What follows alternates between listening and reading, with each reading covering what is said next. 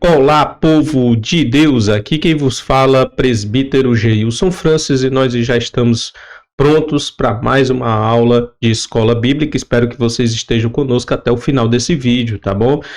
Me congrego na Assembleia de Deus Vinde, juntamente com o meu pastor José Saboia de Oliveira, que eu sempre me apresento para as pessoas que sempre vão ouvir meu vídeo pela primeira vez. Tá? Então, eu me congrego na Assembleia de Deus Vinde com o meu pastor José Saboia de Oliveira, sou presbítero da igreja, professor de escola bíblica dominical e líder de casados para sempre na minha igreja, tá? Então, depois de nós nos apresentarmos, vamos dar início à nossa aula de hoje. E nós vamos estudar a lição de número 13, a última da nossa querida revista, né, do segundo trimestre, EBD, CPAD. E nós estamos estudando o segundo trimestre, EBD Adultos, a Cidade Celestial. A Cidade Celestial é o nosso tema de hoje, ok? Então vamos lá, vamos para nosso textuário e verdade prática. O textuário diz o seguinte: mas a nossa cidade está nos céus, de onde também esperamos o Salvador, o Senhor Jesus Cristo. Filipenses capítulo 3, verso 20. Verdade prática diz o seguinte: a cidade celestial é o alvo de toda a nossa jornada que iniciou com o novo nascimento e se consumará com a entrada pelos portões celestiais. Então nós passamos, né, durante todo esse trimestre falando dessa caminhada, começando essa jornada que começa com o novo nascimento e termina quando nós entrarmos nas mansões celestiais. É isso que nós vimos durante todo esse trimestre. A nossa leitura bíblica em classe está em Apocalipse 21, 9 a 14 e 22, de 1 a 5. Primeiramente, vamos ler, né, Apocalipse capítulo 21, do versículo 9 até o versículo de número 14. Diz assim a palavra de Deus: E veio um dos 7 anjos que tinham as 7 taças cheias das últimas 7 pragas, e falou comigo, dizendo: Vem, mostrar-te-ei a esposa, a mulher do Cordeiro. E levou-me em espírito a uma grande alto monte, mostrou-me a grande cidade, a santa Jerusalém, que de Deus descia do céu, e tinha a glória de Deus. A sua luz era semelhante a uma pedra preciosíssima, como a pedra de jaspe, como o cristal resplandecente, e tinha um grande alto muro com 12 portas, e nas portas 12 anjos, e os nomes dos escritos sobre elas. Tinha 3 portas, ou melhor dizendo, que são os nomes das 12 tribos de Israel, da banda do Levante. Tinha 3 portas, da banda do norte 3 portas, da banda do sul 3 portas e da banda do poente 3 portas. E o muro da cidade tinha 12 fundamentos e neles os nomes dos 12 apóstolos. Em Apocalipse 22, do 1 a 5, diz o seguinte: E mostrou-me um rio puro da água da vida, claro como cristal, que procedia do trono de Deus e do Cordeiro. No meio da sua praça e de uma e da outra banda do rio, estava a árvore da vida, que produz 12 frutos, dando seu fruto de mês em mês, e as folhas da árvore são saúde para as nações. E ali nunca mais haverá maldição contra alguém, e nela estará o trono de Deus e o Cordeiro, e os seus servos o servirão, e verão o seu rosto, e na sua testa estará o seu nome. E ali não haverá mais noite, e não necessitarão de lâmpada, nem de luz, né, do sol, porque o Senhor os alumia e reinarão para sempre. Muito bem. Agora vamos dar o nosso pontapé inicial, né, a partir da nossa introdução. Vamos lá. Os cristãos que têm conhecimento das Escrituras sabem que não foram destinados para viver apenas neste mundo. O apóstolo Paulo diz que se nós vivemos apenas para este mundo, somos os mais miseráveis de todos os homens, né? Então aqui somos peregrinos e forasteiros, é o que nós somos, né? Primeiramente nós somos peregrinos e forasteiros, como diz a 1 Pedro capítulo 2, verso 11. Amados, insisto em que, como estrangeiros e peregrinos neste mundo, no mundo, vocês se abstenham dos desejos carnais que guerreiam contra a alma. Então, nesse mundo, vivemos como peregrinos. Por que que nesse mundo vivemos como peregrinos? Porque nós sabemos que a nossa pátria é no céu, a nossa pátria é celestial. Nós não vivemos para este mundo, não vivemos para o mundo, não vivemos para satisfazer as nossas concupiscências neste mundo. As pessoas que vivem satisfazendo suas concupiscências neste mundo são inimigas de Deus. O texto é bem claro. Aqueles que se fazem amigas do mundo se tornam inimigas de Deus. Então, a natureza, melhor dizer, desculpa, só beber uma águazinha. Olha, preste bastante atenção numa coisa, né, que a gente vem estudando ao longo desse curso, né, dessas 3 semanas, são cursos, né, 3 semanas de cursos maravilhosos. Então, o que é que a gente vem estudando nesse curso aqui, nessa escola bíblica? Que Satanás, o mundo e a carne, eles se entrelaçam para combater, né, se opor a nós. Então, Satanás, ele quer tirar a gente dessa caminhada. Satanás, assim como a murmuração, a desobediência, tiraram muitos israelitas, né, da terra prometida, e muitos perderam a sua entrada na terra prometida por causa da desobediência, da murmuração e tudo. Muitos também, aí Satanás, a carne e o mundo também trabalham para nos tirar da terra prometida, né? Ou seja, das mansões celestiais. Mas nós sabemos que somos peregrinos, estamos trilhando nesse mundo em busca das mansões celestiais, como diz aí Filipenses capítulo 3, verso 20, que também estava lá no nosso texto áureo, mas a nossa cidade está nos céus, de onde também esperamos o Salvador, o Senhor Jesus Cristo. Gente, se nossa cidade está no céu, por que nós queremos viver viver para esta terra, né? Ou fixar residência na terra?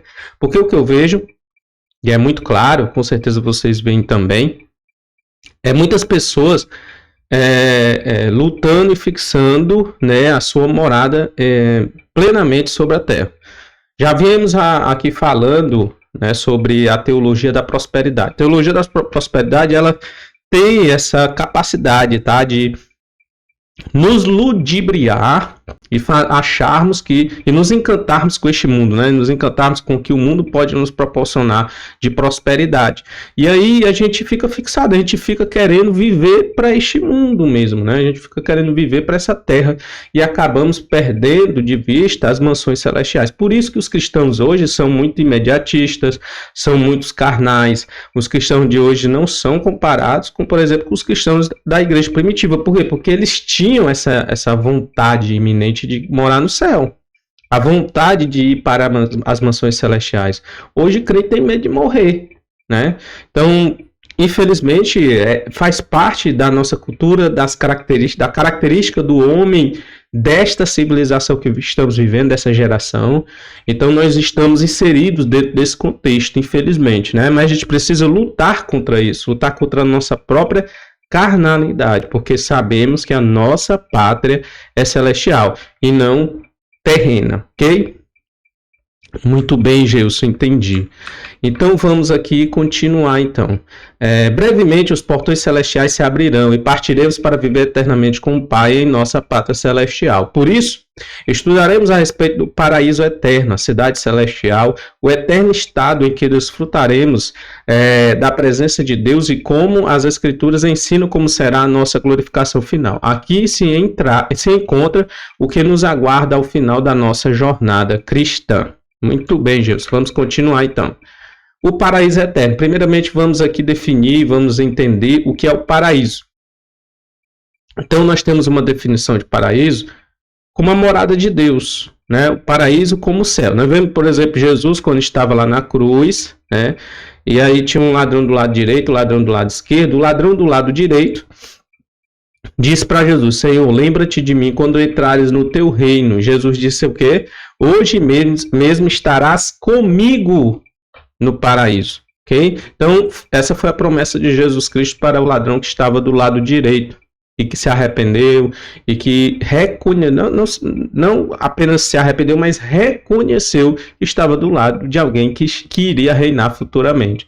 E Jesus disse: você estará comigo no paraíso, né? Então nós temos aqui, por exemplo, um texto bíblico que diz: o paraíso é o céu, né? 2 Coríntios 12, 2 a 4 diz assim: conheço o homem Cristo que há 14 anos, se no corpo não sei, se fora do corpo não sei, Deus o sabe, foi arrebatado ao terceiro céu. E sei que o tal homem, se no corpo não sei, se fora do corpo não sei, Deus o sabe, foi arrebatado ao paraíso. E ouviu palavras inefáveis, que o homem não é lícito falar, ok? Então é isso. Esse homem ele foi levado ao paraíso. Então, paraíso, morada de Deus, a morada dos anjos e a morada dos salvos. Então, se nós temos uma definição de paraíso, essa é a definição. Quando estava na cruz, nosso Senhor fez uma promessa ao ladrão arrependido. Em verdade vos digo que hoje estará comigo no paraíso. Essa promessa foi prontamente cumprida, pois quando por ocasião da sua morte o corpo do Senhor Jesus foi para a sepultura, mas o corpo do Senhor Jesus foi para a sepultura, mas o seu espírito para o Pai, ou seja, para o céu, o lugar de habitação de Deus. Não há como mensurar a tamanha alegria do ladrão ao ouvir de Jesus promessa de um encontro no paraíso. Este lugar é a expressão de toda a soma das bem-aventuranças em Cristo. O apóstolo Paulo foi arrebatado e levado ao paraíso, que é o mesmo lugar que aparece, por exemplo, em Apocalipse, capítulo de número 2, verso 7. Então, esse paraíso que o apóstolo Paulo foi, é o mesmo paraíso que está descrito em Apocalipse, capítulo de número 2, verso 27. O que é que o texto diz aí? Quem tem ouvidos, ouça o que o Espírito diz à igreja. Ao que vencer, dá-lhe-ei a comer da árvore da vida que está no meio do paraíso, de Deus. Então, é um lugar que está no meio do paraíso de Deus, ok? Muito bem, Gilson. Então, bora para frente. O que é a cidade eterna? O que é a cidade eterna? Então, depois do julgamento final, após o milênio, a purificação da terra por meio do fogo, porque nós vamos ter a purificação da terra, né? Por meio do fogo. Então, a purificação da terra se dará por meio do fogo e a volta de Jesus se dará, tem um azinho aí que faltou, dará com fenômenos naturais, né? Nós temos aí 2 Pedro 3,10 que diz o seguinte: mas o dia do Senhor virá como um ladrão de noite, no qual os céus passarão com grande estrondo, e os elementos ardendo se desfarão, e a terra e as obras que nela há se queimarão. Então haverá uma purificação da terra por meio do fogo, como também a volta de Jesus Cristo como um ladrão se dará acompanhada, né, de fenômenos naturais. Esse texto aqui é bem claro, né, quando fala a respeito disso. Então, melhor dizendo, surgirá a Nova Jerusalém, que figura como a cidade eterna de Deus. Então, quando Jesus voltar, né, figura que a Nova Jerusalém, surgirá também a Nova Jerusalém, que figura como cidade eterna de Deus.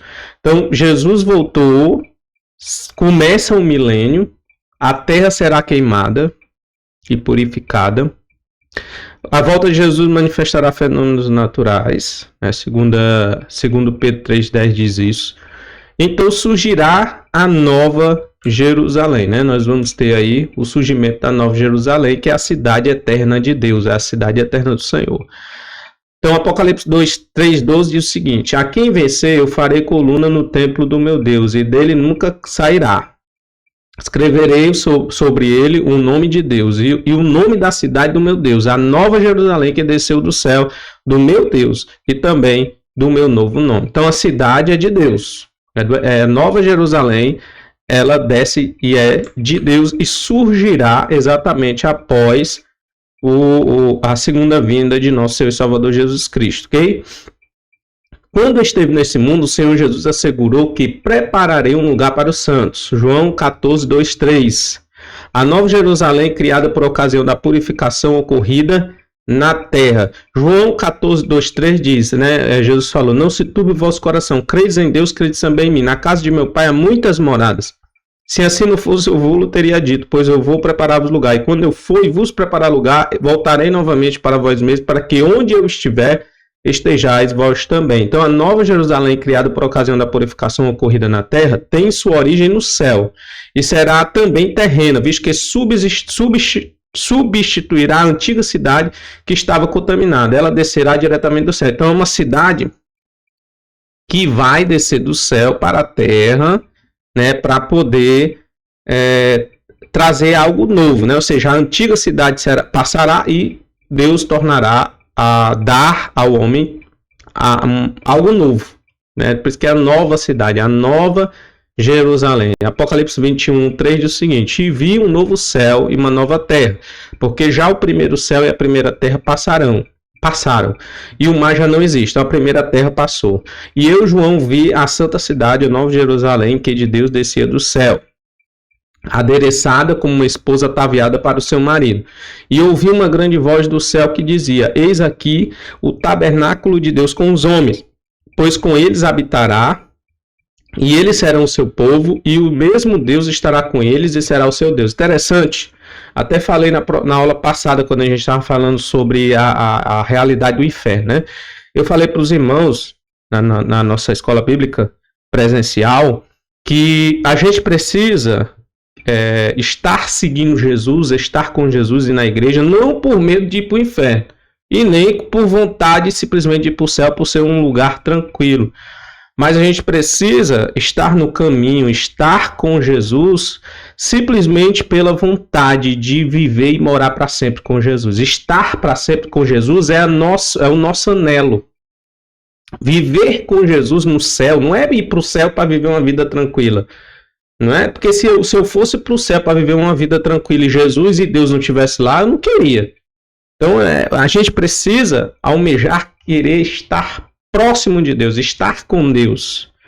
É isso que será a alegria maior. Nós estaremos para sempre com Deus. Não porque eu vou para um lugar de felicidade e alegria. Não porque eu tenho medo de ir para o inferno. Eu estou servindo a Jesus porque eu tenho medo de ir para o inferno. Está errado. Eu estou servindo a Jesus porque eu tenho vontade de ir para o céu, para um lugar tranquilo e sereno. Está errado. Você quer ir para o céu porque quer estar com Deus para sempre. Essa é a melhor motivação, né? Então, muito bem, nessa ocasião os salvos serão cidadãos dessa cidade, desfrutarão das bênçãos eternas e habitarão com seus corpos transformados em um lugar glorioso. Então nós teremos o que? Um corpo glorificado, transformado. Nessa cidade teremos o corpo transformado. 1 Coríntios 15, 54 diz o seguinte: quando, porém, o que é corruptível, 54 até os 57, né? Quando, porém, o que é corruptível se revestir da incorruptibilidade, o que é mortal se revestir da imortalidade, então se cumprirá a palavra que está escrita: a morte foi destruída pela vitória. Onde está a morte, a tua vitória? Onde está a morte, o teu aguilhão? O aguilhão da morte é o pecado. E a força do pecado é a lei. Mas graças a Deus que nos dá a vitória por meio de nosso Senhor Jesus Cristo. Então nós teremos um corpo transformado e a morte não terá mais poder sobre nós. As enfermidades não terão mais poder sobre nós. Você imagina aí que bênção não será? Então faz parte dessa bênção, faz parte de viver nessa cidade, né? Essa bênção da imortalidade, essa bênção da transformação do nosso corpo, corruptível para incorruptível, da mortal para imortal, e a vitória sobre a morte. Essas são as bênçãos que nos acompanharão. Mas se Deus não estiver lá, então não vale a pena, meu irmão. Não vale a pena. É óbvio que quem vai para lá, Deus vai estar lá.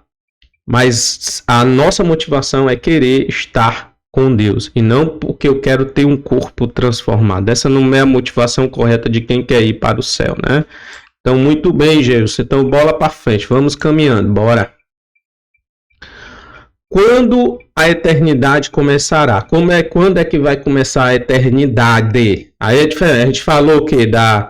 Nós falamos do paraíso, falamos da cidade eterna, né, que é a Nova Jerusalém, e quando essa eternidade começará, já é outro detalhe importante que a gente precisa estudar e aprender, né? Então vamos lá. De acordo com o estudo atento de Apocalipse, depois do arrebatamento da igreja ocorrerá o quê? A grande tribulação. Então é um período de 7 anos.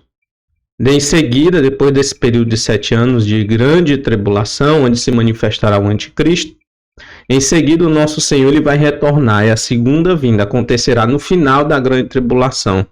Será um retorno glorioso e triunfante por ocasião da segunda vinda, e ele vai implantar o seu reino milenial. É o fim? A implantação do reino? Não. Depois do milênio, é que nós vamos entrar no glorioso estado eterno. Aqui devemos cuidar para não confundir milênio com estado eterno. Por quê? Porque não será isso, certo? O milênio não será um estado eterno. Porque a Apocalipse diz que no final do milênio, Satanás será solto por um pouco de tempo e enganarão muitos ainda, né? Ainda ele vai conseguir enganar muita gente. Então, este caracteriza a eternidade sem fim em que passamos com Deus. Isso vai se dar depois do milênio. Aquele é um período em que Jesus reinará por 1000 anos na Terra. E ao final desse período, pessoas serão julgadas diante do tribunal, né? Do grande tribunal do trono branco. Então, nós temos o julgamento do tribunal do grande trono branco, né? Então, a eternidade se dará após o tribunal do grande trono branco.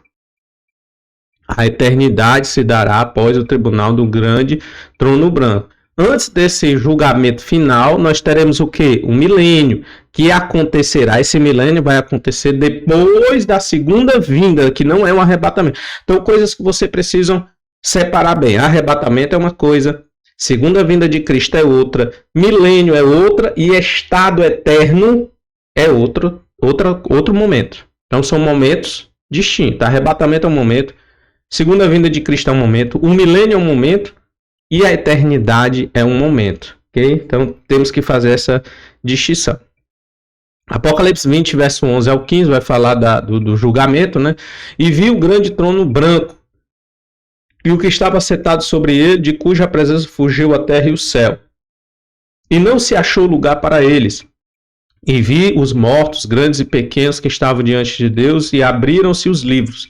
E abriu-se outro livro, que é o da vida, e os mortos foram julgados pelas coisas que estavam escritas nos livros, segundo as suas obras. E deu o mar os mortos que nele havia, e a morte e o inferno deram os mortos que neles haviam. E foram julgados cada um segundo as suas obras. E a morte e o inferno foram lançados no lago de fogo. Interessante, falou sobre inferno. Nós falamos sobre inferno. Inferno não é um estado eterno, né? O inferno ele vai ter que dar os mortos que estarão lá para o julgamento, né? Do grande tribunal do trono branco. E só depois desse julgamento, né, segundo as obras, se por acaso a pessoa for condenada, é que vai ser lançada no lago de fogo. Então esta é a segunda morte, ser lançada no lago de fogo. É muito importante a gente saber disso e entender isso. E aquele que não foi achado no livro da vida foi lançado no lago de fogo. A pessoa que não for achada no livro da vida será lançada no lago de fogo. Muito bem, Gilson, entendi tudo. E tá encaixando a aula passada com esta aula, tá ficando maravilhoso. Estou entendendo como será esse nosso momento ali com Deus, né? Depois do tribunal do grande trono branco, é que nós vamos ter uma eternidade com Deus. É isso mesmo, tá? Então aguardemos piedosamente o reino eterno, o novo céu, a nova terra e a nova Jerusalém. Vamos aguardar, né? É isso que nós devemos fazer. Prosseguindo, o eterno e perfeito estado. Agora vamos para o eterno e perfeito estado, né? O estado perfeito à luz da doutrina da Bíblia. O estado perfeito à luz da doutrina da Bíblia. De Gênesis a Apocalipse há um propósito divino na consumação do século, onde tudo ocorrerá por ocasião da segunda vinda de Cristo. Antes de nós entrarmos aqui, eu queria mostrar uma coisa aqui, certo? Vamos aqui voltar aqui, eu queria mostrar uma coisa aqui para vocês entenderem. As 70 semanas de Daniel, né? A gente precisa entender, então, essa 70 semanas. Nós temos 69 semanas, nós já passamos pelas 69 semanas, né? Que culminou com a semana, que é essa semana que nós estamos vivenciando, que é a era da igreja, a era da graça. Como tá aí descrito, né? O Messias é tirado, 3 de abril de 33 depois de Cristo, né? Jesus é tirado da terra, e aí nós estamos vivendo essa era, a era da igreja, né?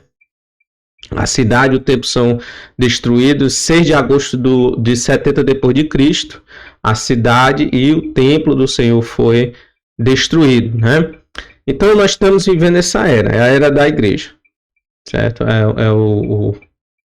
A última semana, que é a 70 semana de Daniel, a última semana ainda não começou. Ela vai começar quando, Jesus? A última semana, essa semana final? Com o surgimento do anticristo, né? O anticristo surgiu, começa a última semana.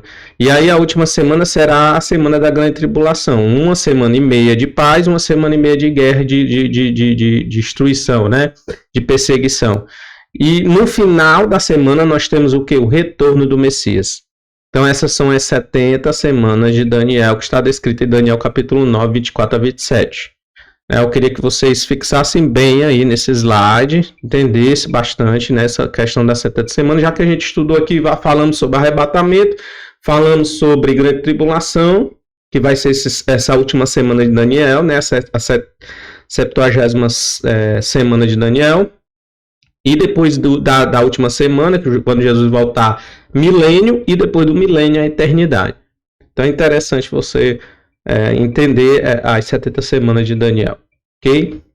Muito bem, Jesus, gostei da explicação, gostei aí de você ter trazido esse slide para você entendermos as 70 semanas de Daniel dentro da escatologia bíblica dispensacionalista, né? Interessante, é realmente muito interessante. Agora vamos iniciar, o nosso ponto de número 2, o eterno e perfeito estado. De Gênesis a Apocalipse há um propósito divino na consumação dos séculos, onde tudo ocorrerá por ocasião da segunda vinda de Cristo Jesus. Após o milênio é que será estabelecido um novo céu, uma nova terra. Então, nesse tempo, o propósito original de Deus se cumprirá e toda a terra se encherá de sua glória. Conforme o apóstolo Paulo escreveu, haverá reconciliação geral de todas as coisas no céu e na terra, e tudo será a mesma coisa, né? Então nós temos, por exemplo, Colossenses 1, 20, né? Na eternidade todas as coisas serão reconciliadas com Deus. Na eternidade todas as coisas serão reconciliadas com Deus. O que, havendo por ele feito paz pelo sangue da cruz, por meio dele reconciliasse consigo mesmo todas as coisas, tanto as que estão na terra como as que estão no céu. Então haverá essa reconciliação geral, né? Por isso, o perfeito estado eterno é descrito na Bíblia como um lugar belo de santidade e perfeição, pois a antiga ordem que imperava a natureza pecaminosa foi abolida e deu lugar ao lugar santo, puro e perfeito. Ou seja, as coisas velhas passaram.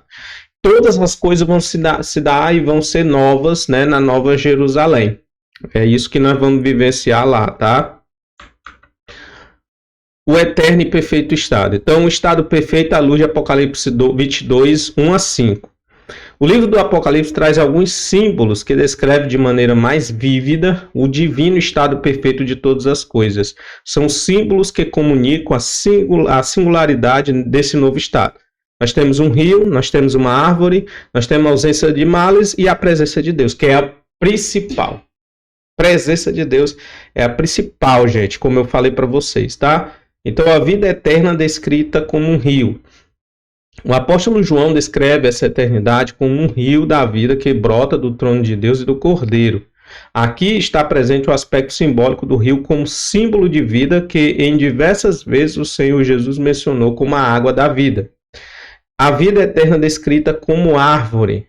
A árvore da vida remonta ao livro de Gênesis. Vocês lembram que quando Adão e Eva pecam, o Senhor expulsa do jardim e diz, para que eles não retornem e comam e vivam para sempre nesse estado, ele colocou querubins para guardar a entrada do jardim e a árvore da vida, para que o homem não comesse novamente.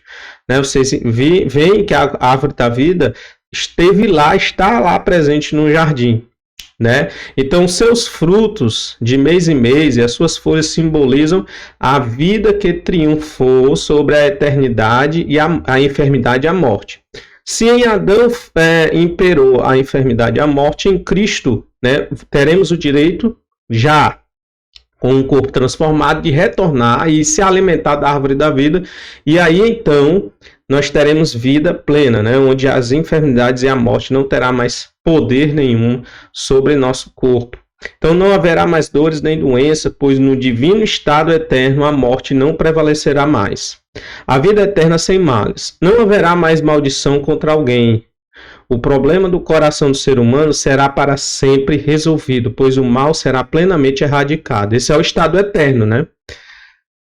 Ali o trono de Deus e do Cordeiro estarão centralizados no coração do ser humano.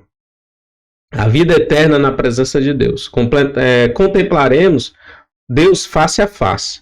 E a sua presença será a nossa luz para sempre. Então a presença de Deus será a nossa luz para sempre e nós estaremos para sempre com o Senhor. Não haverá mais males, não haverá vida. Comeremos dessa árvore, né, da árvore da vida, e estaremos para sempre com o Senhor. O Senhor será a nossa luz, né? Que alegria indizível. Prestaremos culto olhando diretamente para Deus, gente. Sua presença gloriosa fará com que não haja mais noite, não havendo mais qualquer escuridão, e para sempre reinaremos com Ele. Então, veja bem como é que será esse estado eterno, né?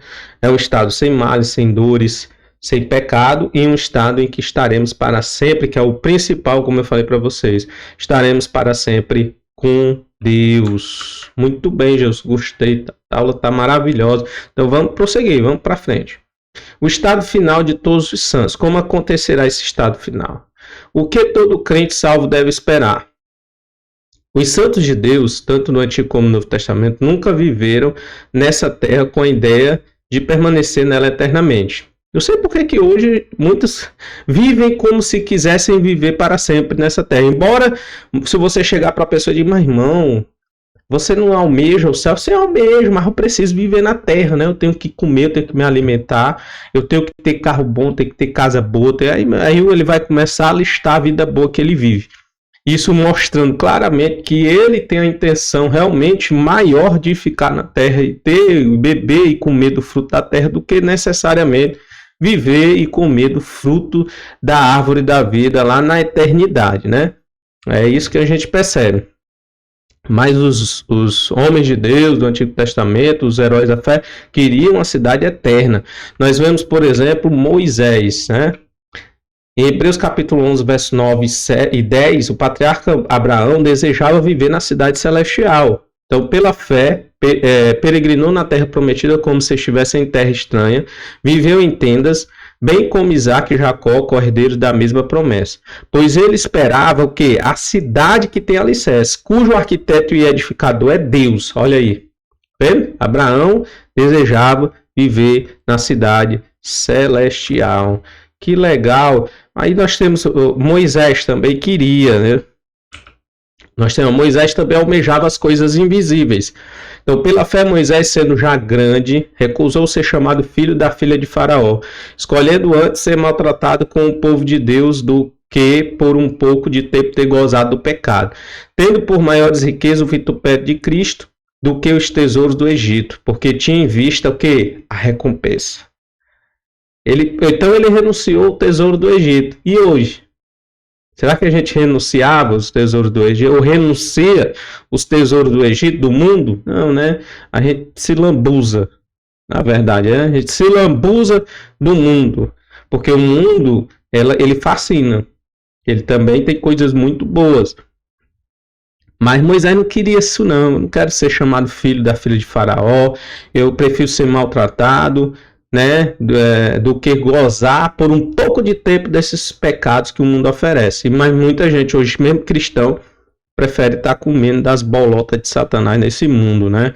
E achando e gostando, e dizendo que tem Deus e está vivendo com Deus. Então, tendo por maiores riquezas o vitupério de Cristo do que os tesouros do Egito, porque tinha em vista a recompensa.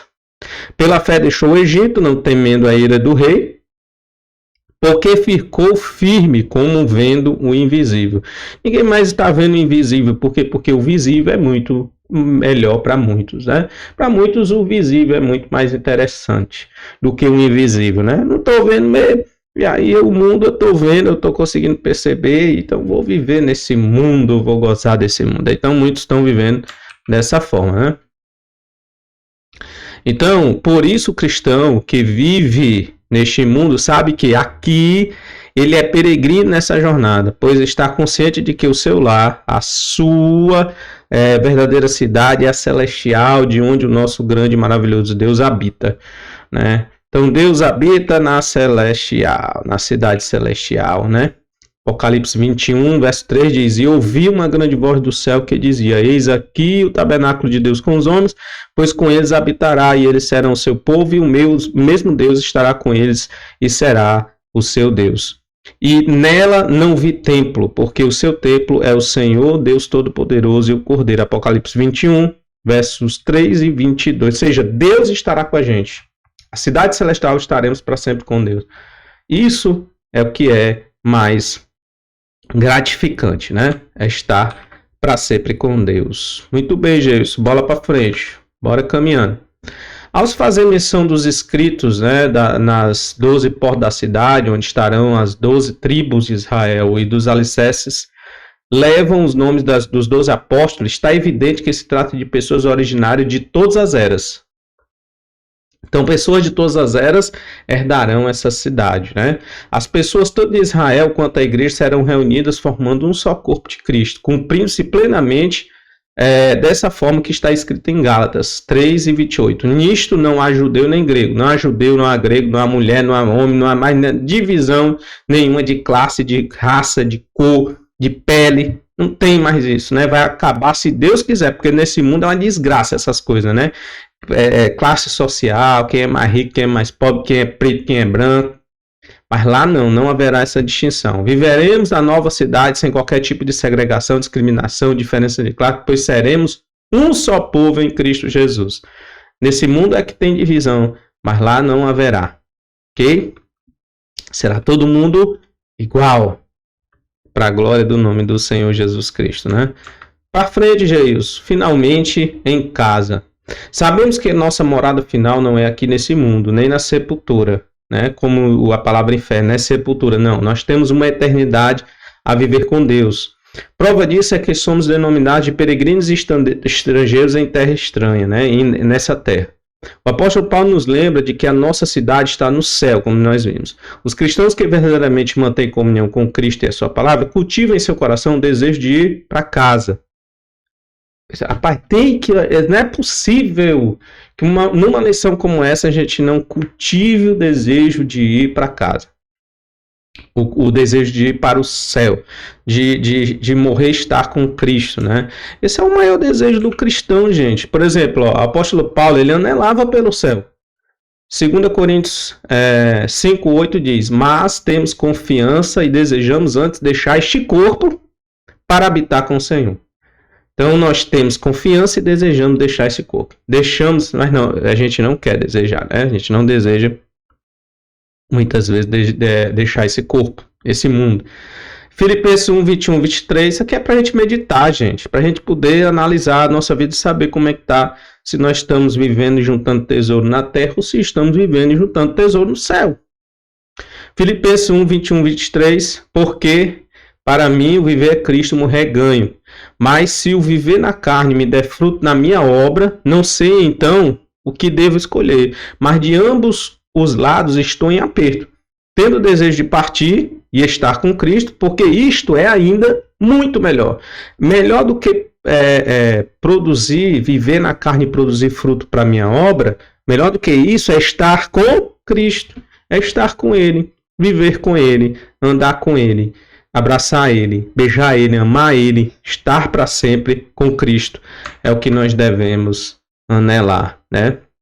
Essa é a nossa grande recompensa quando findarmos aqui na terra a nossa jornada. Essa é a bendita esperança de todo cristão sincero que deseja morar no céu. Essa é a nossa esperança. E para nós concluirmos, o céu é o destino final de uma jornada que se iniciou com o novo nascimento. Do início da jornada até o final, enfrentaremos inimigos que tentam nos desviar da rota para o céu, como a gente estudou. Por isso, durante a travessia da jornada, é necessário toda vigilância e zelo, sabendo que aquele que começou a boa obra a aperfeiçoará até o dia de nosso Senhor e Salvador Jesus Cristo. Portanto, coloquemos nossos olhos no autor e consumador da nossa fé, olhando para frente, pois a Canaã celestial é logo ali. Muito bem! Que aulas maravilhosas, né? Nós tivemos nesse trimestre.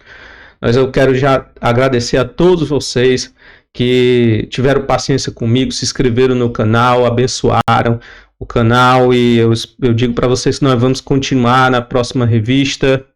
Estaremos juntos para poder estudar sobre Esther e sobre Ruth, se eu não me engano.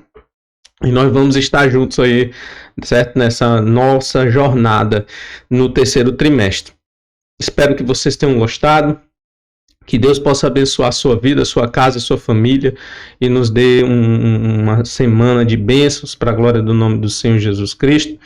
Que vocês possam anelar o céu, desejar ir para lá e não viver simplesmente nessa terra, tá? Um beijo e até a próxima aula, se Deus quiser.